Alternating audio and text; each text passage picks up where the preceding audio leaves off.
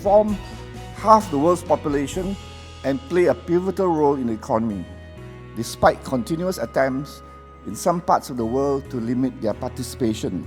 Indeed, millions of women around the world and here in Malaysia have the heavy responsibility of earning a living as well as being the main person taking care of household matters. And let us not forget those who contribute indirectly to the economy by doing full-time unpaid care and domestic work. I think they all deserve a big round of applause.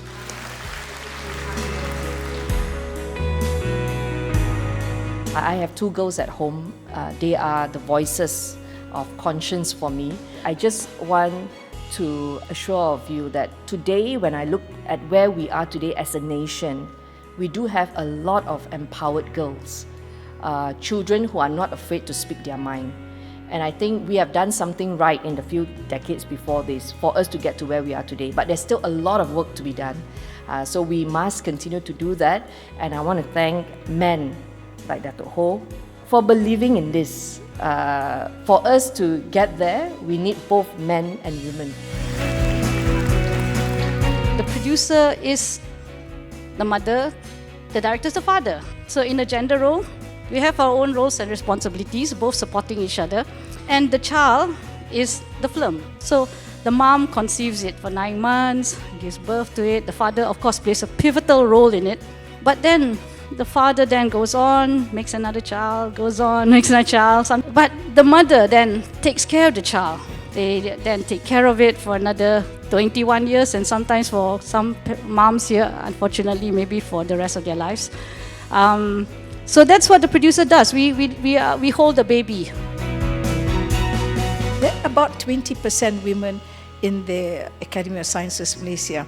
And I am a senior fellow. There are about 400 fellows. There are about 25 senior fellows. I'm one of them.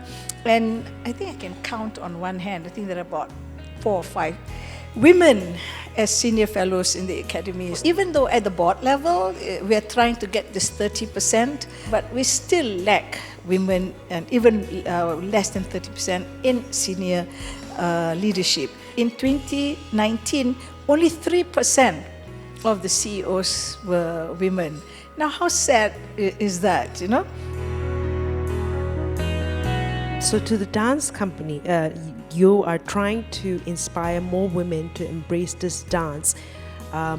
Why is that important? So this is traditionally only done by celibate monks, right? For me, Hotria gives me a sense of rootedness.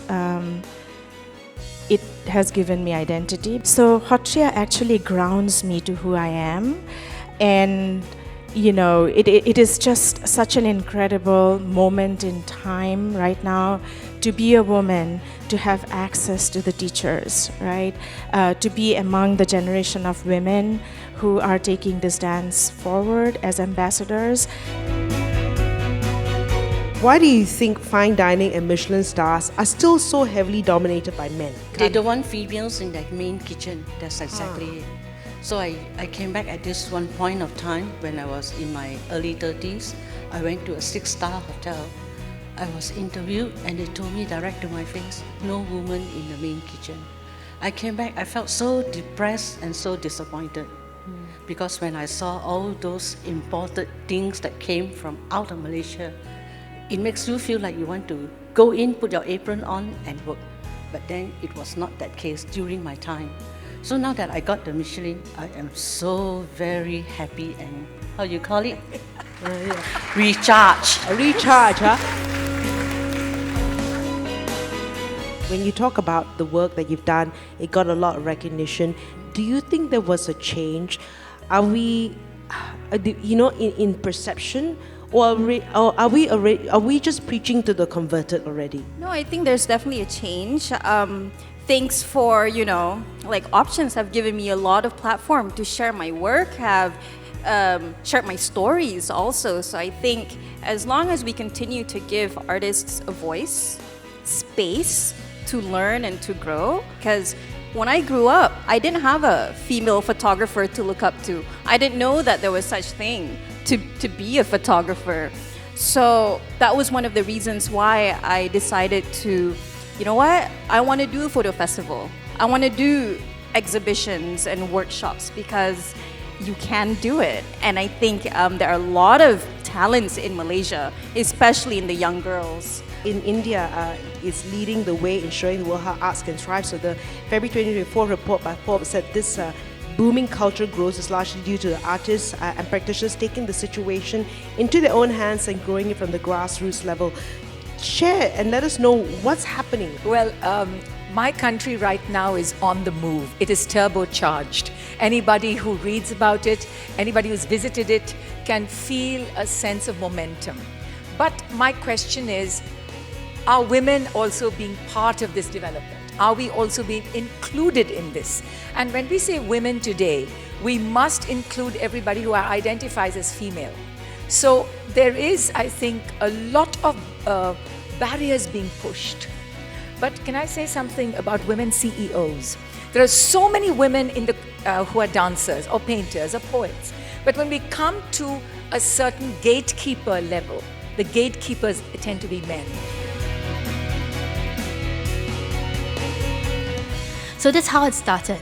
In 2012, I observed the lack of inclusion and quite an unleveled playing field.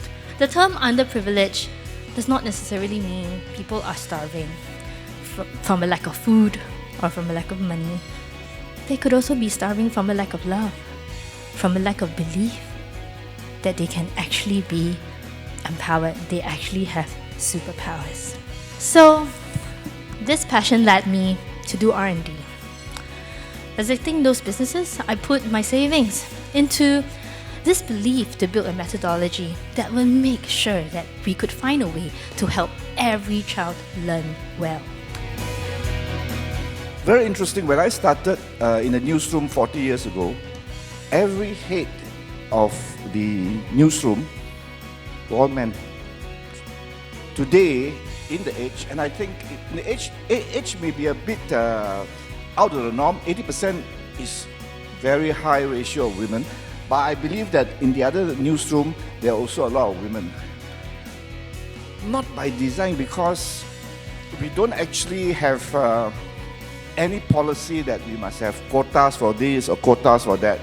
It just so happened that over the years, it's the women who naturally, organically, and of course based on performance, emerge to where they are today. Wendy, given your immense portfolio, what do you see are the key differences between your female teams in the different countries you oversee?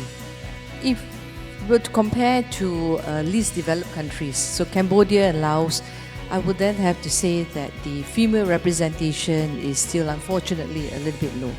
Partly because of education, but that is actually no less desire for them to be ambitious, as well as wanting to climb the career progression.